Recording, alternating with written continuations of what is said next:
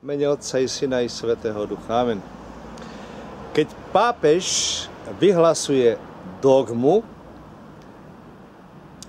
je to za asistencie Svätého Ducha, ktorého Ježiš Kristus prisľúbil apoštolom, že s nimi zostane na veky. No, amen.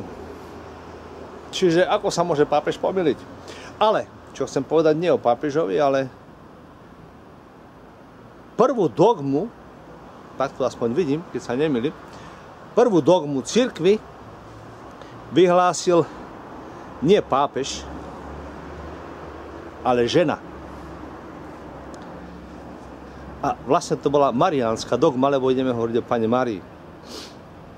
Keď Panna Mária prišla k svätej Alžbete, čo povedala svätá Alžbeta?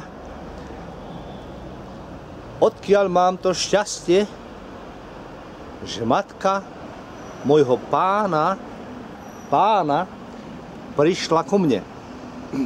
Odkiaľ mám to šťastie, že matka môjho pána prišla ku mne. A Sväté písmo nám hovorí, že to povedala, bola naplnená Duchom Svätým. No, dám si čapicu, nevadí. Takže svätá Alžbeta bola prvá, ktorá vyhlásila o Panne Márii, že Panna Mária je matkou Božou. Odkiaľ mám to šťastie, že matka môjho Boha, Pána, prišla ku mne. Keď Eliáš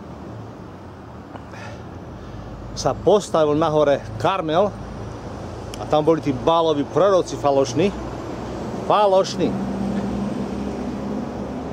tak čo povedal? Ideme skúsiť, ktorý Boh je pravý Boh. Či Pán je Boh, či Bál je Boh.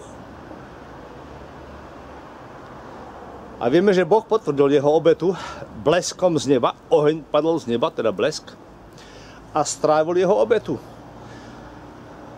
A vtedy všetok ľud izraelský videl, že ktorý Boh je pravý Boh.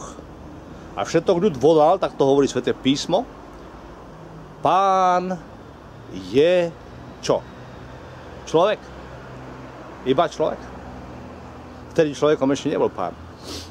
Stal sa človekom až keď Panna Mária povedala, nech sa stane. Všetok ľud volal, Pán je Boh. Nie Bál je Boh. Pán je Boh. Keď teda svätá Alžbeta povedala, odkiaľ mám to šťastie, že matka môjho Pána prišla ku mne, naplnená Duchom Svätým, teda neomylne prehlásila dogmu, že Panna Mária je matkou Božou. Vy, ktorí sa tomu priečite, riskujete svoju spásu. Lebo toto je Sväté písmo. Neveríte Svätému písmu. Keď ideme cez Starý zákon, na 1000 miestach, tak by som povedal, sa hovorí, Pán je Boh. Pán, môj Boh. Budeš počúvať Pána svojho Boha. 1000 miest. A svätá Alžbeta, stará žena, ktorá vyrastla v Starom zákone.